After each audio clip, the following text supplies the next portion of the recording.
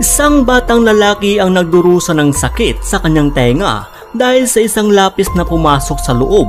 Mismo ang mga doktor kinabahan din, pero ang mas nakakatakot, sinabi ng doktor na hindi lang pala lapis ang nasa loob ng kanyang tenga, kundi mayroon pang mas higit na nakakatakot na maaaring magdulot ng kapahamakan sa bata. Ano kaya nadiskubre ng mga doktor? Bakit mismo ang mga doktor ay kinabahan din sa kanila na diskubre? At ano ang mga dahilan at paano nakapasok ang isang bagay sa loob ng kanyang tenga? Para lubos nating malaman at maintindihan kung paano ito nangyari, na posible din mangyari ito sa inyong mga anak, ay atin munang alamin ang buong kwento na isang bata na mula sa Washington DC, Amerika. Ito ang nangyari noong ang lula ng bata na si Sheila King ay siyang nagbabantay sa kanyang apo. Nagsimula ito nang si Luis ay nagsimulang magreklamo patungkol sa naramdaman niyang sakit sa kanyang tenga. At dito alam na ni Sheila na may maling nangyayari dito o may bagay na hindi maganda ang ginawa ni Luis sa kanyang sarili. Sa oras na ito mga kastorador, kung hindi nagreklamo ang bata, malamang ay may mangyayaring malala pa sa dinaramdam nito. Kaya naman sinuri ng lula ang masakit nitong tenga nang walang kahit anong ginamit ng kasangkapan, subalit wala siyang nakikitang kakaiba maliban sa dilim at itim. Halos pinigilan niya ang kanyang mga kamay habang lumalapit ito sa mukha ng bata, at ang pagkagulat niya ay mas lalong nagpalala sa sakit na naramdaman ng kanyang apo. Kaya naman ang lula ay hindi na nagdadalawang isip upang isugod sa malapit na ospital ang kanyang apo.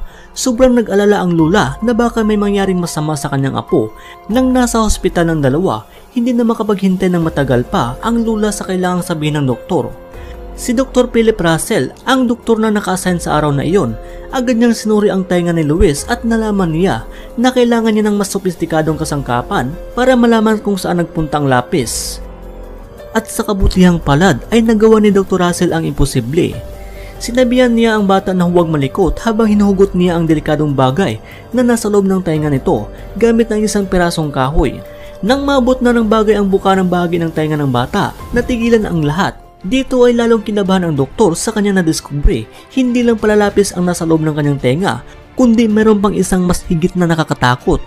Ito pala ay isang malit na bilog at medyo malawak na bagay ang kanyang nadiskubre. Kung kaya naman nakaramdam si Luis ng pagkagaan ng kanyang ulo sa oras na nailabas ang bagay ng nasa loob ng kanyang tenga.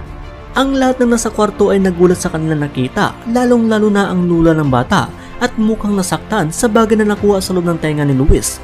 Hindi sila makapaniwala sa kanilang nadiskubre. Yun pala ay isang battery na nakakatakot sa lahat. Ayon sa doktor, mangyayari talaga iyon dahil mas mukhang magkatulad ang battery at lapis, samantala ang bata ay nagulat rin dahil ang akala niya ay isang lapis lamang ito. Sinabi ng doktor na ang pagkakaroon ng lapis na nastak sa loob ng kanyang tenga ay isang delikadong bagay at napakarisgo. Paano pa kaya ang isang battery na mas lalong nakakalason dulot ng asedo nito kumpara sa isang lapis na matulis lang? At kapag natagalan pa ay pwede siyang maging bingi habang buhay. Mabuti na lang at natanggal kagad ito ng buo ng doktor. Lagi po sana nating bantayan ang ating mga anak dahil hindi natin alam kung ano-ano ang kanilang ginagawa sa kanilang sarili. Kaya simula ngayon ay huwag nating hayaan na mangyari din ito sa ating mga anak. Sana ho ay nagustuhan mo ang video na ito at baka naman pwede makahingin isang like bilang pagsuporta sa ating channel.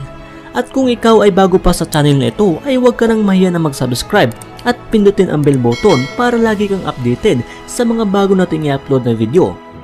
Maraming salamat po.